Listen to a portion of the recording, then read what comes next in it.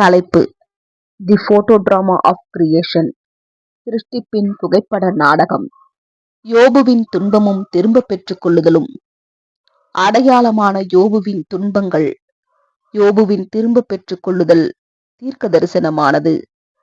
திரும்ப கொடுத்தலின் நிழலாகிய இஸ்ரவேலின் யூபிலி. ஆபிரகாம் மற்றும் மெல்கிசேதேக்கின் சமகாலத்தவரும் ஊத்ஸ் தேசத்து தீர்க்கதரிசியுமாகிய யோபுவின் சரித்திரம் வேதமானவர்களுக்கு மிகுந்த ஆர்வமுள்ளதாக இருக்கிறது. யோபுவின் அனுபவங்கள் மனுக்குலத்தின் வீழ்ச்சியையும் மீண்டும் எழுச்சியடைய செய்வதையும் அடையாளப்படுத்துகின்றன என்பதை அறியும் போது அதில் உள்ள உண்மைகள் மட்டுமல்லாது அவற்றின் நிழலான அர்த்தங்களும் நம்மை ஆர்வத்திற்கு உள்ளாக்குகின்றன. யோபு செல்வந்தராகவும் கனம் பொருந்தினவராகவும் செழிப்பானவராகவும் இருந்தார். திடீரென்று ஒரு நாள் அவரது வாழ்க்கையில் பெரும் அசம்பாவிதம் ஏற்பட்டது. அவரது அனைத்து குமாரரும் குமாரத்திகளும் ஒரு பிறந்த நாள் கொண்டாட்டத்தில் இருந்தபோது அந்த வீட்டை மின்னல் ஒன்று தாக்கியது. அதில் அவர்கள் அனைவரும் கொல்லப்பட்டார்கள். அடுத்து அவர் தனது ஆடுகள், கழுதைகள், வெள்ளாடுகள், ஒட்டகங்கள் மற்றும் மந்தைகள் என அனைத்தையும் இழந்தார். மன அழுத்தத்தின் காரணமாக உடல் ஆரோக்கியத்தை இழந்த அவருக்கு உள்ளங்கால் தொடங்கி உச்சந்தலை மட்டும் கொடிய பருக்கள் ஏற்பட்டது. அடுத்து இவை அனைத்தும் அவர் தேவனால் புறக்கணிக்கப்பட்டதை குறிக்கிறது என்று தெரிவித்த தனது சிநேகிதரையும் அவர் இழந்தார்.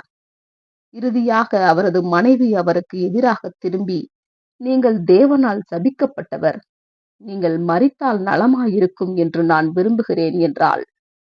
பரிதாபத்திற்குரிய யோபுவும் அதையே விரும்பி, நீர் என்னை பாதாளத்தில் கல்லறையில் ஒளித்து உமது கோபம் தீரும் மட்டும் என்னை மறைத்து என்னை திரும்ப உயிர்த்தெழுதலில் நினைக்கும்படிக்கு எனக்கு ஒரு காலத்தை குறித்தால் நலமாயிருக்கும் என்று ஜெபித்தார்.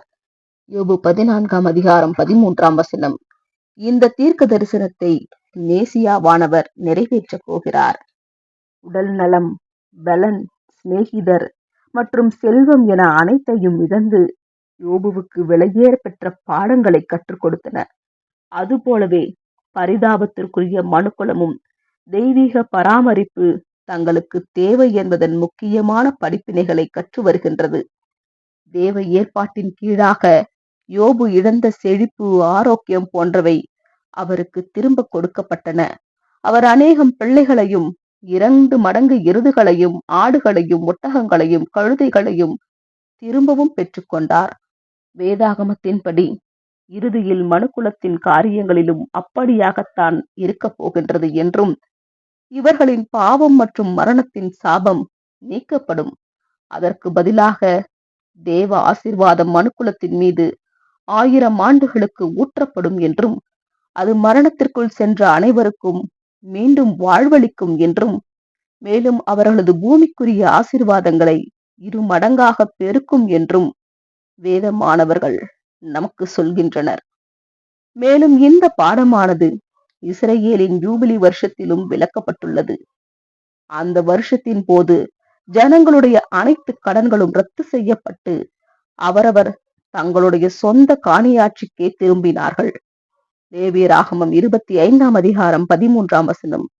இது திரும்ப கொடுத்தலின் காலங்கள் என்று குறிப்பிடப்படும் காலத்திற்கு நிழலாக இருக்கிறது. அப்போஸ்தலர் 3:19-23. ஆமென்.